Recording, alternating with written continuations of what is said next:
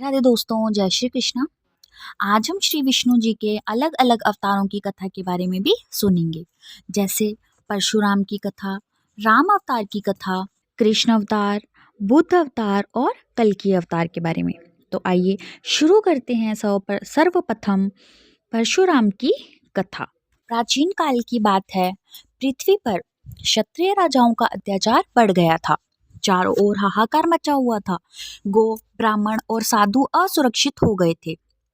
ऐसे समय में भगवान स्वयं परशुराम के रूप में ऋषि की पत्नी रेणुका के गर्भ से अवतरित हुए। उन दिनों राजा सहस्त्रबाहु अर्जुन था। वह बहुत ही अत्याचारी और क्रूर शासक था। एक बार वह जमदग्नि ऋषि के आश्रम पर आया। उसने आश्रम के पेड़ पौधों को उजाड़ दिया। जाते समय ऋषि की गाय को भी लेकर चला गया। जब परशुराम को उसकी दुष्टता का समाचार मिला, तब उन्होंने सहस्त्रबाहु अर्जुन को मार डाला। सहस्त्रबाहु के मर जाने पर उसके 10,000 लड़के डरकर भाग गए। सहस्त्रबाहु अर्जुन के जो लड़के परशुराम जी से हारकर भाग गए थे, उन्हें अपने पिता के वध की याद निरंतर बनी रहती थी। कहीं एक क्षण के लिए भी उन्हें चैन नहीं मिलता था। एक दिन की बात है। परशुराम अपने भाइयों के साथ आश्रम के बाहर गए थे। अनुकूल अवसर पाकर सहस्त्रबाहु के लड़के वहां आ गए। उस समय महर्षि जमदग्नि को अकेला पाकर उन पापियों ने मार डाला। सती रेणुका सिर पीट पीट कर जोर जोर से रोने लगी। परशुराम जी के दूर से ही माता का करुण क्रुंदर सुन लिया। वे बड़ी शीघ्रता से आश्रम आए। वहां आकर देखा कि पिताजी मार डाले गए हैं। उस समय परशुराम जी को बहुत दुख हुआ। वे क्रोध और शोक के वेग से अत्यंत मोहित हो गए। उन्होंने पिता का शरीर तो भाइयों को सौंप दिया और स्वयं हाथ में फरसा उठाकर क्षत्रियों का संहार कर डालने का निश्चय किया। भगवान ने देखा कि वर्तमान क्षत्रिय अत्याचारी हो गए हैं, इसीलिए उन्होंने अपने पिता के वध को निमित्त बनाकर 21 बार पृथ्वी को क्षत्रियहीन कर दिया। भगवान ने इस प्रकार भृगुकुल में अवतार ग्रहण करके पृथ्वी का भार बने राजाओं का बहुत बार वध किया। तत्पश्चात भगवान परशुराम ने अपने पिता को जीवित कर दिया। जीवित होकर वे सप्त ऋषियों के मंडल में 7वें ऋषि हो गए। अंत में भगवान यज्ञ में सारी पृथ्वी दान कर महेंद्र पर्वत पर चले गए। महेंद्र पर्वत पर विराजमान भगवान परशुराम जी को हम सबका नमस्कार है। इसी के साथ हमारी ये कथा पूर्ण हुई। अब हम सुनेंगे रामावतार की कथा। बहुत पुरानी बात है। श्री हरि के जय विजय नाम के 2 द्वारपाल थे। वे सनकादि ब्रह्म ऋषियों के शाप से घोर निशाचर कुल में पैदा हुए। उनके नाम रावण और कुंभकर्ण थे। उनके अत्याचारों से पृथ्वी कांप उठी। वह पाप के भार को न सह सके। अंत में वह ब्रह्मादि देवताओं के साथ भगवान की शरण में गए। देवताओं की प्रार्थना से पर ब्रह्मा परमात्मा ने अयोध्या के राजा दशरथ को रानी कौशल्या के गर्भ से राम के रूप में अवतार लिया। भगवान श्री राम ने विश्वामित्र के यज्ञ में विघ्न डालने वाले सुबाहु आदि राक्षसों को मार डाला। वे सब बड़े बड़े राक्षसों की गिनती में थे। जनकपुर में सीता जी का स्वयंवर हो रहा था। वहां भगवान शंकर का धनुष रखा हुआ था। श्री राम ने उस धनुष को तोड़कर सीता जी को प्राप्त कर लिया। राजा दशरथ की आज्ञा से श्री राम का 14 वर्ष का वनवास पूरा हुआ। भगवान ने पिता की आज्ञा मानकर अपनी पत्नी के साथ वन की यात्रा की। उनके साथ छोटे भाई लक्ष्मण भी थे।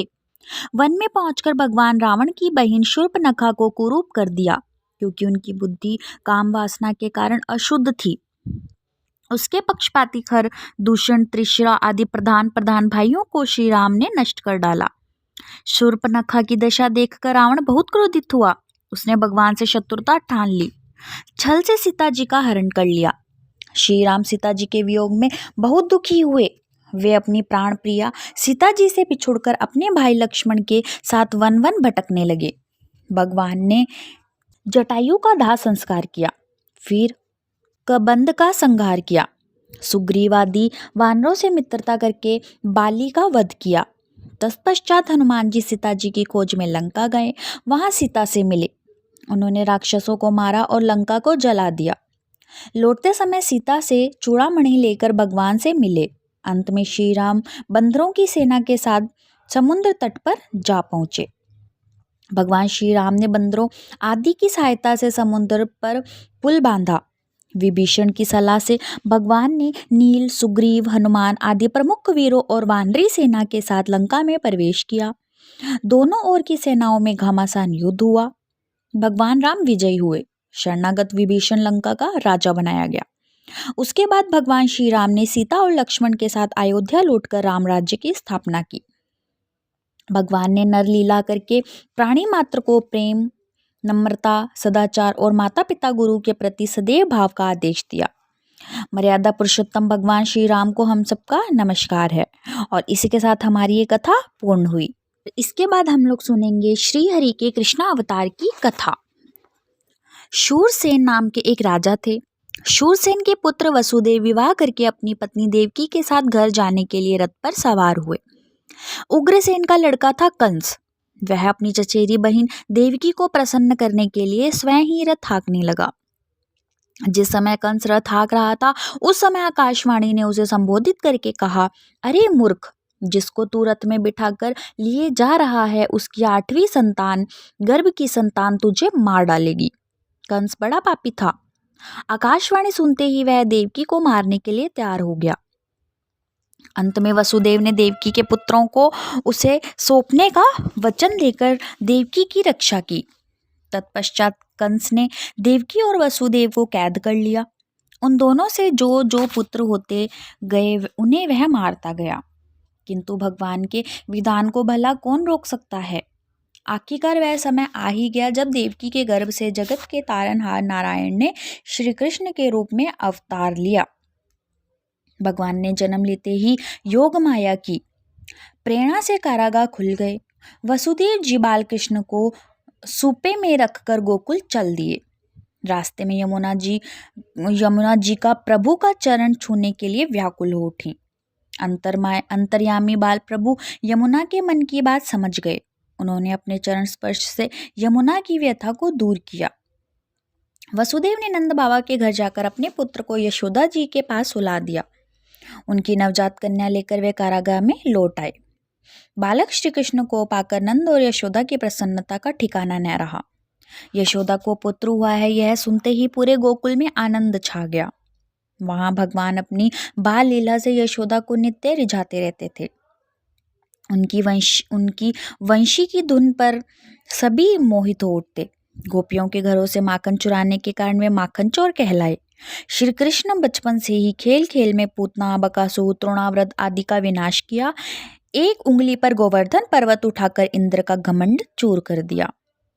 एक दिन भगवान अपनी मित्र मंडली के साथ गेंद खेल रहे थे। गेंद यमुना में गिर गई। बालक श्री कृष्ण गेंद निकालने के लिए यमुना में कूद पड़े। यमुना में कालिया नाग रहता था। भगवान उसका मान मर्दन कर उसके फण पर नृत्य करने लगे। इस प्रकार भगवान छोटी अवस्था में अनेक लीलाएं की। कुछ समय बाद श्री कृष्ण अक्रूर के साथ गोकुल से मथुरा आए। वहां उन्होंने अपने परम भक्त सुदामा, माली और कुब्जा आदि पर कृपा की। तदंतर भगवान ने लीला मात्र से कंस आदि असुरों का संहार कर अपने माता पिता को बंधन से छुड़ाया। युद्ध मैदान में अर्जुन को धर्म, कर्म और शाश्वत सत्य का उपदेश दिया। भगवान का वह अमर संदेश गीता के रूप में आज भी जन जनक का कल्याण कर रहा है। लीला पुरुषोत्तम भगवान श्री कृष्ण को हम सबका नमस्कार है। और अब हम श्री हरि के बुद्ध अवतार की कथा के बारे में भी सुनेंगे। आज से लगभग 2500 वर्ष पहले पृथ्वी पर हिंसा बढ़ गई थी। धर्म के नाम पर निर्दोष पशुओं का वध हो रहा था।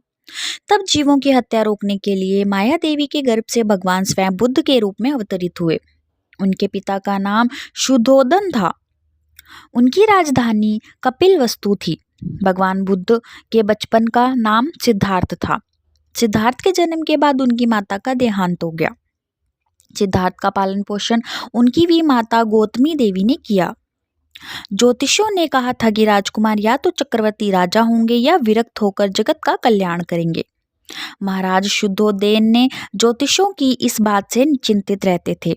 उन्होंने राजकुमार के लिए बहुत बड़ा भवन बनवा दिया था। उस भवन में दुख, रोग और मृत्यु की कोई बात न पहुंचे, इसकी कड़ी व्यवस्था कर दी थी। राजकुमार का विवाह राजकुमारी यशोधरा से हुआ था। उनके पुत्र का नाम राहुल था। राजकुमार सिद्धार्थ अत्यंत दयालु थे।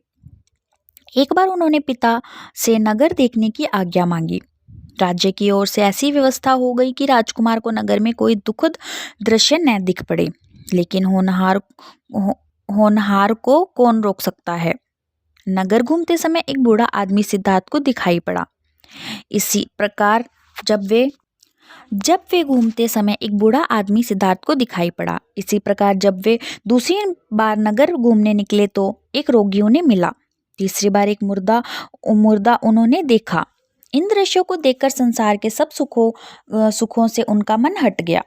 संसार के सुखों से वैराग्य हो जाने पर अमृता की खोज का सिद्धार्थ ने निश्चय कर लिया। एक दिन आधी रात को वे चुपचाप राजभवन से निकल पड़े।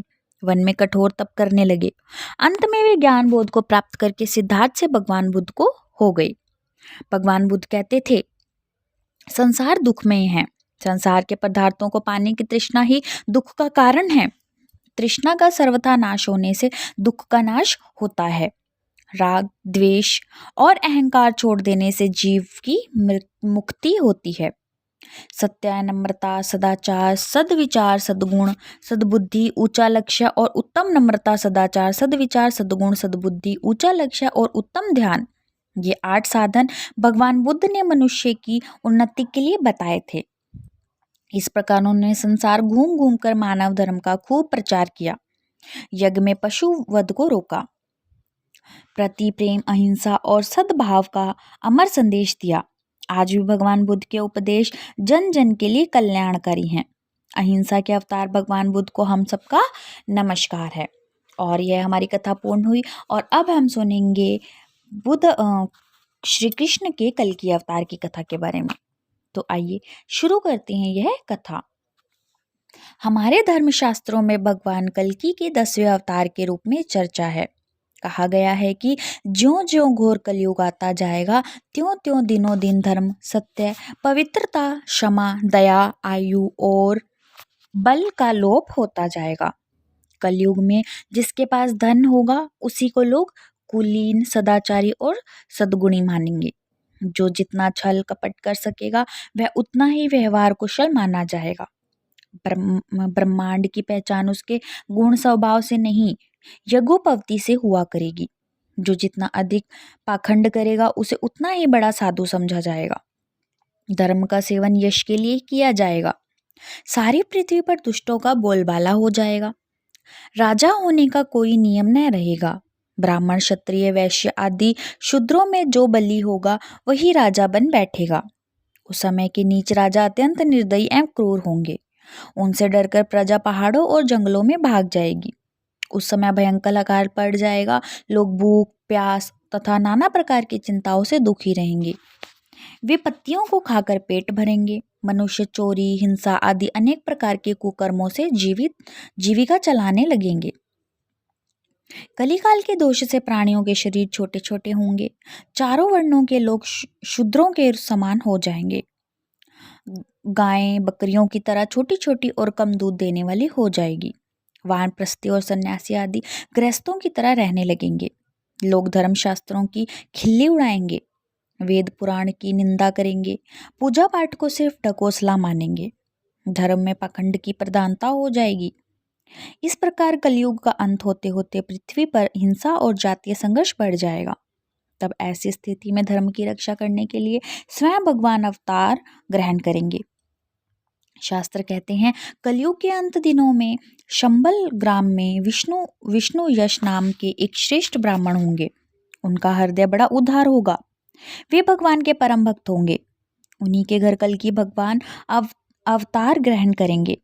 वे देवदूत नामक घोड़े पर सवार होकर दुष्टों को तलवार से उनको घाट उतारेंगे। वे पृथ्वी पर विलुप्त धर्म की पुनः स्थापना करेंगे। भगवान जब कल्कि के रूप में अवतार ग्रहण करेंगे उसी समय सत्ययुग का प्रारंभ हो जाएगा। प्रजा सुख चैन से रहने लगेगी। चराचर जगत के स्वामी भगवान कल्कि को हम सबका नमस्कार है। और इसी के साथ हम लोगों की ये कथा आप लोगों को कैसी लगी आप लोग कमेंट करके ज़रूर बताएं। और कथा सुनने के लिए हमारे चैनल को सब्सक्राइब करें, लाइक करें और ज़्यादा से ज़्यादा